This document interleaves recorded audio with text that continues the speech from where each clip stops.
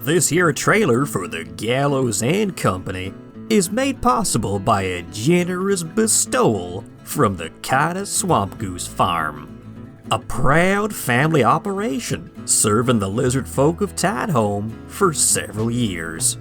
The Kida Swamp Goose Farm. Come help us eat damn swamp gooses.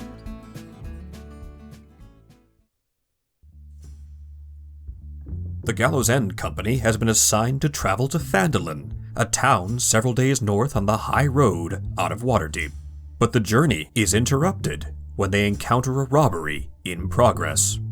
A trio of Zentarum agents are assaulting an unusual victim, a blue-scaled lizardfolk female. Eager to use their Zentarum slaying spells and weaponry, the party springs into action, quickly dispatching the thugs with ease. It is Maeve of the Mere who recognizes the victim. Enter Thetsis, chieftain and spiritual leader of the Tiderock clan, a local population of lizardfolk who make their home in the southern reaches of the Mere. The chieftain explains a dilemma that has forced the clan to sell precious herbs for gold, all in an effort to flee their homes from an unseen menace. The Tiderock have been vanishing, one by one, and with so few remaining, the only recourse is to evacuate before all are lost to the swamps. Convincing the party that this must be resolved, the cart creaks reluctantly down the marshy road into the Mere of Dead Men.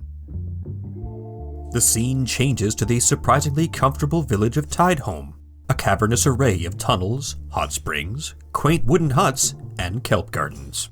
Here, the party is introduced to Argok, an adolescent lizardfolk beetle farmer who tells a harrowing tale. Friends and neighbors vanishing during the night, leaving their livestock farms abandoned, but intact. Our heroes accompany Argok and travel upriver to investigate the farms, surrounded by the haunting splendors of the marshes.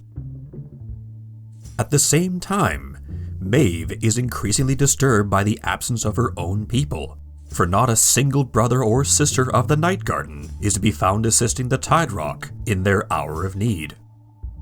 As the investigation continues at the farms, a heavy storm rolls in, forcing the party to seek shelter in one of the abandoned farmhouses.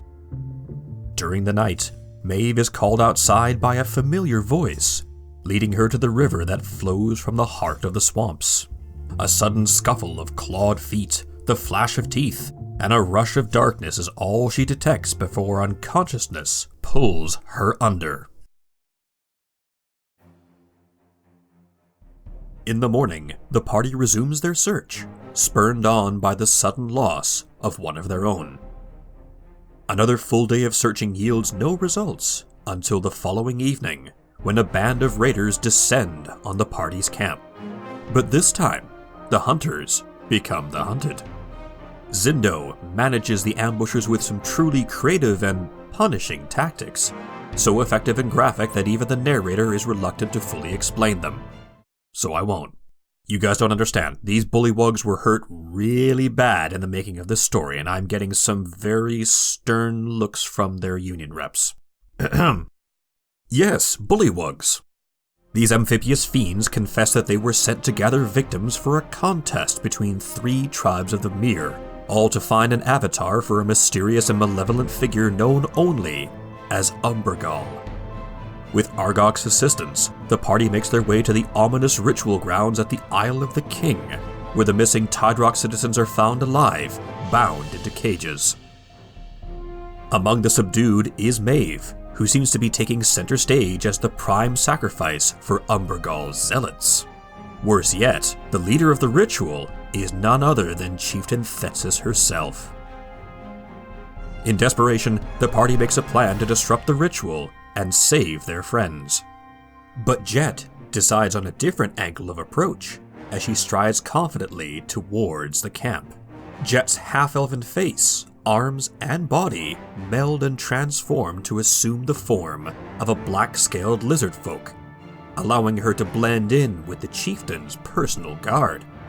Revealed at last to be a changeling, Jet has no trouble infiltrating the camps, as all is thrown into chaos, just in time for the avatar of Umbergal to rise from the roots of a massive mangrove tree.